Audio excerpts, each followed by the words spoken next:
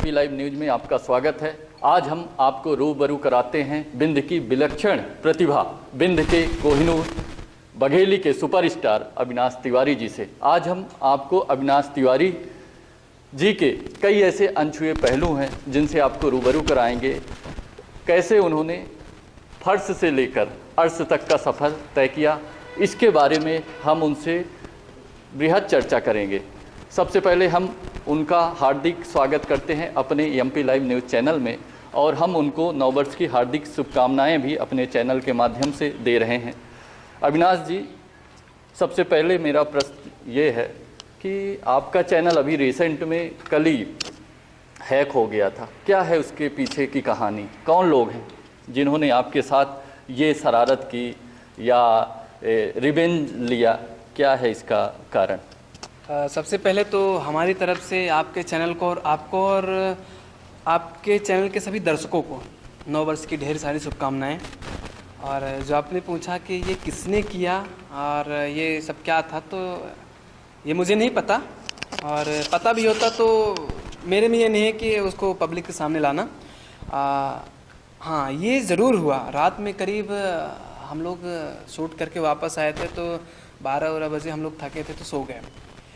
इसके बाद सुबह है हमारी टेक्निकल टीम ने, क्योंकि जब वीडियो हमारा रिलीज होता है तो वो लोग देखते रहते हैं क्या कैसा, तो वो सुबह देखा तो वो चैनल नहीं था। तो सबसे पहले मुझे फ़ोन किया तो मेरा फ़ोन ऑफ था।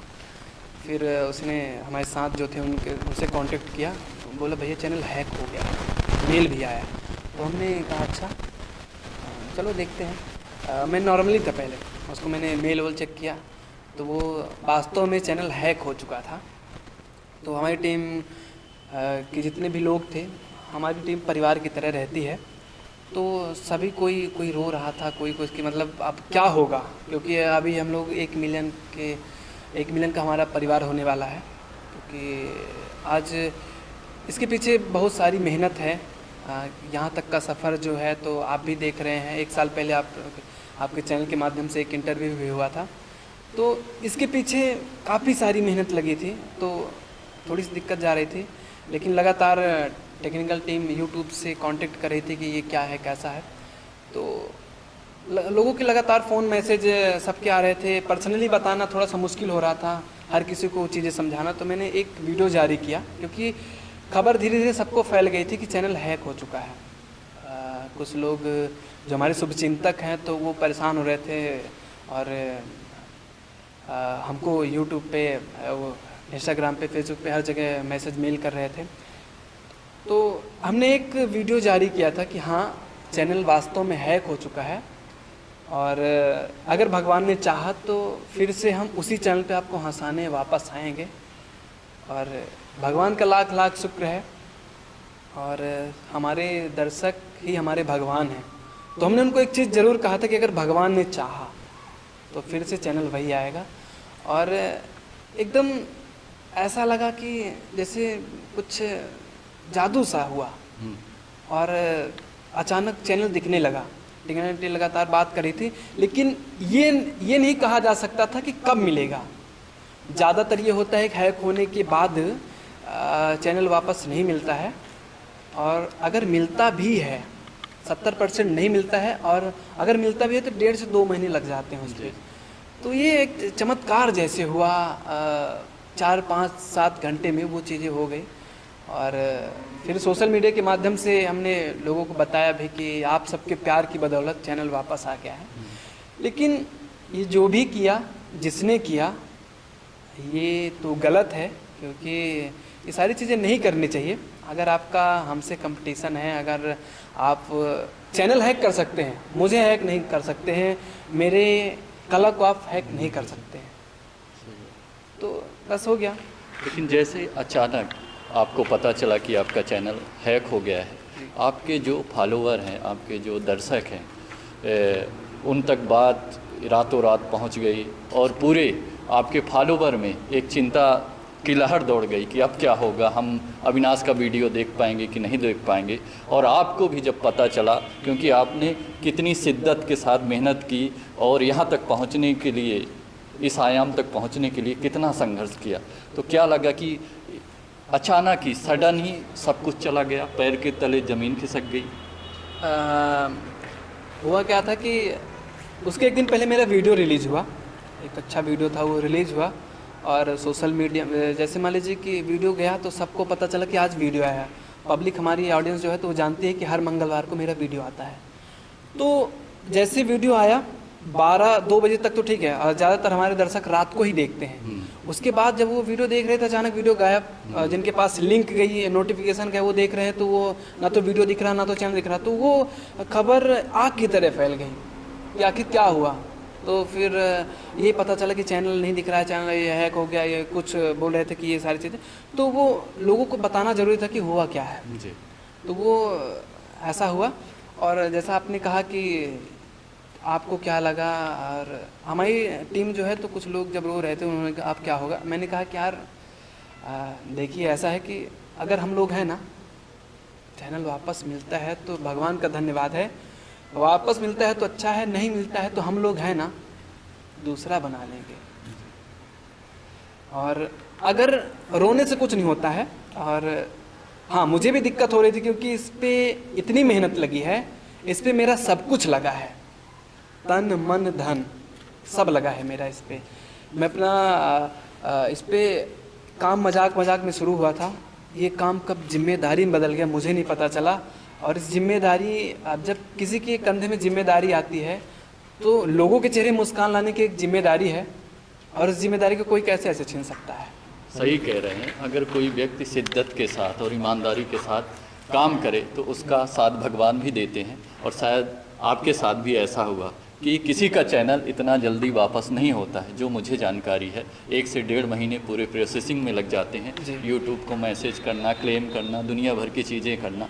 लेकिन आपका चैनल उसी दिन रिस्टिकेट हुआ और उसी दिन फिर से चालू हो गया, तो ये बहुत बड़ी बात है। ये सब हनुमान जी की कृपा है, क्योंकि हम शुरू से हनुमान जी के भक्त रहे हैं। और मेरा जब वीडियो शुरू होता है तो हनुमान जी ही दिखते हैं। और अविनाश फिल्म महक माटी का जो है तो उसके पहले हनुमान जी ही दिखते हैं जी। तो कहीं न कहीं उनकी कृपा है। और हमने किसी से कुछ नहीं कहा, सिर्फ हमने हनुमान जी के पास बैठ के कहा कि बहुत मेहनत करें हन, अगर नहीं चैनल वापस नहीं मिला तो लोग हंसी ही बहुत। इसकी जब आदमी कुछ काम करता है तो हमेशा उसके 2 पक्ष होते हैं, पक्ष और विपक्ष। तो विपक्षियों के लगेगा उनको एक अलग खुशी मिलेगी। तो हमने कहा कि ये आपके ऊपर है कि आप क्या चाहते हैं। और अगर हमारा चैनल फिर से उसी तरह हो जाता है, मुझे नहीं पता था कि आज ही हो जाएगा, इस बात की उम्मीद नहीं थी, तो हमने यही कहा कि हे भगवान, आपकी वजह से मैं हूँ, आपके बताए मार्ग पे मैं चल रहा हूँ, एक जिम्मेदारी आपने दी है लोगों को हंसाने की। तो अगर आप चाहेंगे, अगर चैनल वापस आ जाएगा तो हम आपको 100 हनुमान चालीसा अलग अलग धुनों में हम आपके सामने आके गाएंगे। तो इतना जल्दी उन्होंने सुना, और हर बार हनुमान जी ने मुझे हर एक चीज़, जैसे मैंने उनसे कहा कि मुझे ये चाहिए तो उन्होंने मुझे दिया। आज जो कुछ भी है, मैं जहाँ हूँ, सब उनकी कृपा है, हनुमान जी की कृपा। तो कोई ऐसा मंदिर है जहाँ पे आप जाते हो, माथा टेकते हो हनुमान जी का, और जिनकी मूर्ति पे आप कोई विशेष श्रद्धा हो, ऐसी कोई मंदिर है, कोई प्रतिमा है? विशेष तौर पे हम हनुमान जी के हर मंदिरों में जाते हैं, जो प्रसिद्ध मंदिर है। मेरा मन करता है मैं वहीं जाता हूँ, पर यहाँ चिरहुला नाथ स्वामी में मैं जाता हूँ, और वहाँ जाने के बाद एक अलग खुशी मिलती है। और जैसे वहाँ अंदर प्रवेश करते हैं तो सारे दुख, टेंशन, ये जितने सब दूर हो जाते हैं। अगर हम अविनाश की बात करें, अविनाश की अतीत की बात करें, अगर हम पिछले 10 वर्षों की बात करें, 10 वर्ष में अविनाश ने जो सफ़र तय किया है, क्योंकि अविनाश को मैं, जब अविनाश बहुत छोटे थे और जब अविनाश स्कूल में थे, तब से मैं अविनाश को जानता हूं। तो अविनाश ने जो सफ़र फर्श से लेके अर्श तक का सफ़र तय किया है, क्या अविनाश ने कभी इमेजिन किया था कि आज उनके करोड़ों फॉलोवर होंगे, इस तरह की पृष्ठभूमि बनेगी और एक दिन वो बघेली के सुपरस्टार बन जाएंगे? ये ज़रूर था कि मुझे यही काम करना है, लोगों को हंसाना है, ये था। क्योंकि हमने रामलीला जब किया तो हमने एकदम मन लगा के मैंने रामलीला पे सब कुछ ही फोकस करके किया। एक चीज़ फोकस थी रामलीला पे, मैंने बिना कोई स्वार्थ के उस पर मैंने काम किया, हर तरह के अभिनय मैंने वहाँ सीखा। तो ये था कि मुझे यही करना है। और मैं हमेशा जितने भी एक्टर हैं उनकी संघर्ष की कहानी पढ़ा करता था कि पहले कैसे थे, पहले कैसे थे। तो ये ज़रूर लगता था कि यार ये भी रामलीला करते थे। तो मैं उन कलाकारों की जीवनी हमेशा पढ़ा करता था जो रामलीला किए हैं। उनको लगता था यार अच्छा मैं भी रामलीला, मतलब ये तो मुझे करना है, पर इतना जल्दी हो गया ये मुझे नहीं पता था। लेकिन जिस तरह से लोगों का प्यार आपको मिल रहा है, जिस तरह से आपकी फ़ैन फॉलोइंग बढ़ रही है, और आज मैंने खुद महसूस किया कि एक मेरी टीम का सदस्य आया और उसने कहा मेरे सामने कि मैंने सोचा नहीं था कि आज आपसे मुलाकात हो जाएगी, आपके दर्शन हो जाएंगे। जस्ट लाइक भगवान की तरह लोग आपको पूछते, क्या इसका राज? नहीं, ऐसा नहीं है। हमारे भगवान हमारी ऑडियंस है, और इस बात की खुशी होती है कि लोग अपने को जान रहे हैं, अपने को पहचान रहे हैं। और यहाँ तक कि लोग करोड़ों खर्चा करते हैं ये दिखाने के लिए कि लोग मुझे जाने। और मैं अपनी ऑडियंस का, अपने दर्शकों का, अपने भगवान का मैं हमेशा कर्जदार रहूँगा। मैं तो ये सोचता हूँ कि इनका मैं ये जो है इसको मैं कैसे चुका पाऊँगा। तो यही लगता है कि इनके चेहरे में हमेशा मुस्कान लाके। जी जी। जिस तरह से YouTube के माध्यम से अपनी प्रतिभा का आपने मंचन किया, या आपने कई स्टोरियों के माध्यम से, कई फिल्मों के माध्यम से आपने अपनी प्रतिभा का प्रदर्शन किया, क्या ये YouTube तक सीमित रहेगा कि अलग प्लेटफॉर्म में भी इसको ले जाने की प्लानिंग है आपकी इन फ्यूचर? ऐसा नहीं है, समय के अनुसार सब बदलता है। जैसे पहले जो कलाकार थे तो CD कैसेट पे, टेप रिकॉर्डिंग, ये सारे रेडियो ये होते थे। तो जैसे समय बदलता गया तो ये ज़रूरी नहीं कि YouTube है तो ही हम हैं, YouTube नहीं रहेगा तो हम नहीं रहेंगे, ऐसा नहीं है। समय के अनुसार आदमी बदलता जाता है। YouTube के बाद कुछ और प्लेटफॉर्म आएगा, उस पर आएंगे। अब OTT प्लेटफॉर्म है, उस पर कुछ ऐसी कहानी लेके आएंगे कि उस पर आए। तो लगातार प्रयास यही है कि बढ़ते ही जाना है, क्योंकि जब पहला वीडियो आया था तो वो 1 मिनट 21 सेकंड का था, जिसने मेरी दशा और दिशा बदली, पेंसिलिन की खोज, वो मोबाइल से शूट हुआ था। उस पर मैं था।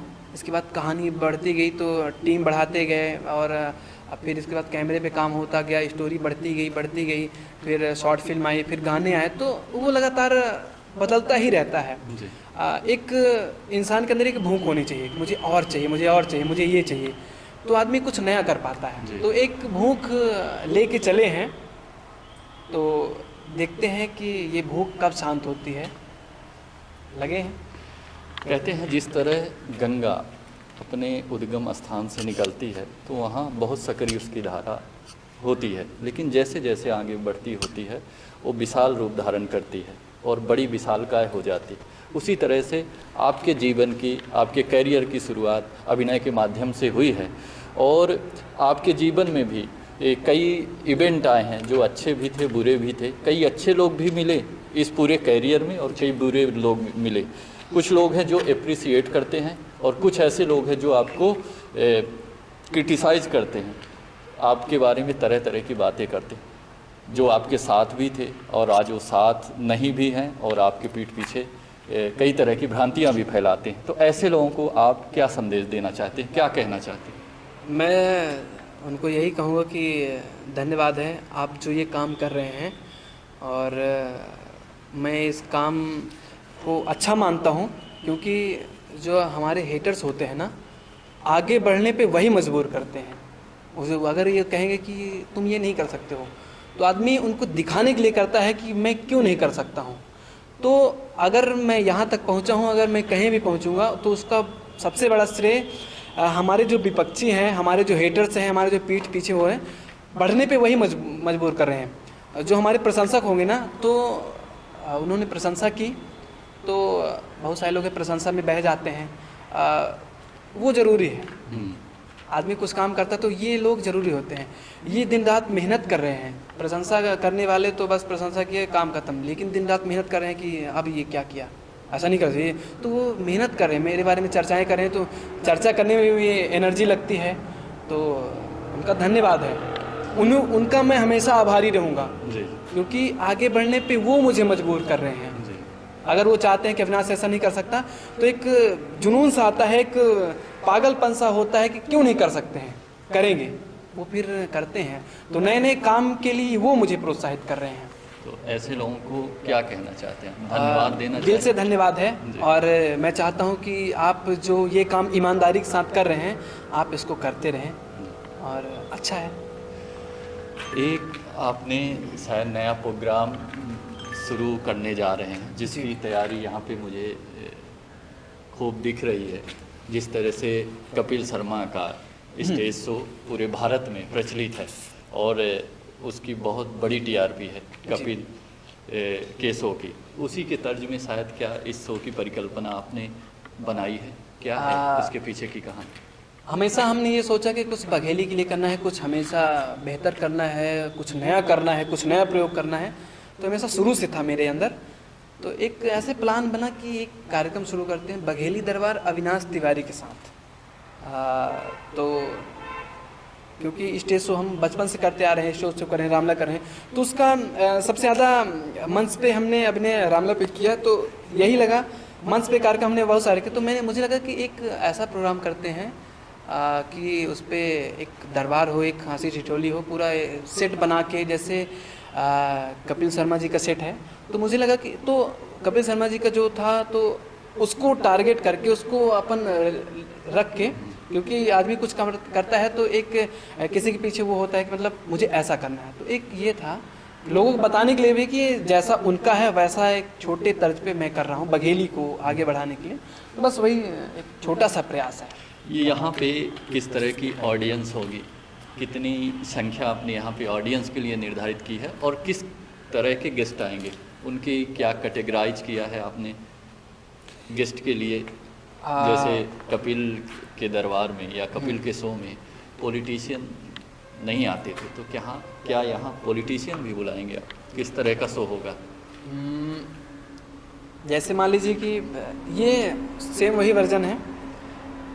यहाँ मैं व्यक्ति बुलाऊंगा।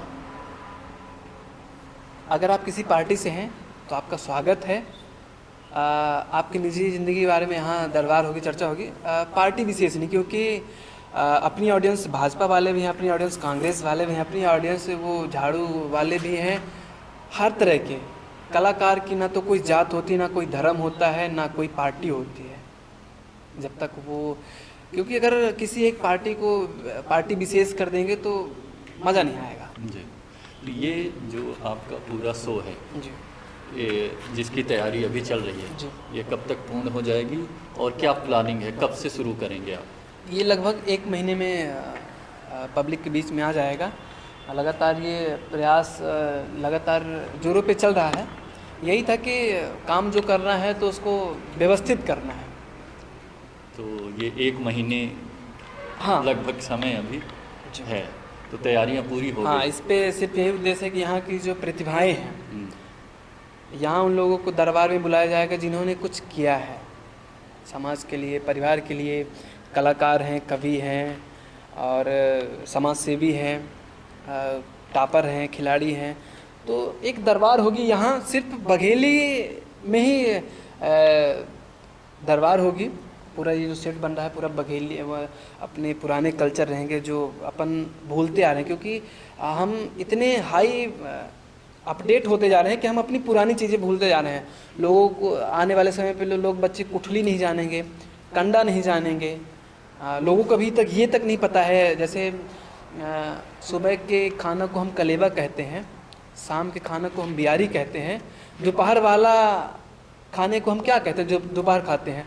तो ये 70-80% लोगों को नहीं पता है कि क्या कहते हैं। आप ही बताइए क्या कहते हैं। मैं नहीं बताऊंगा। दर्शक ये हमारे चैनल के माध्यम से जान जाएं, चूँकि बघेली आपकी थीम है, बघेली पे काम कर रहे हैं, तो दोपहर को तो उस दोपहर वाले खाना को जीवनार कहते हैं, जीवनार। गुड।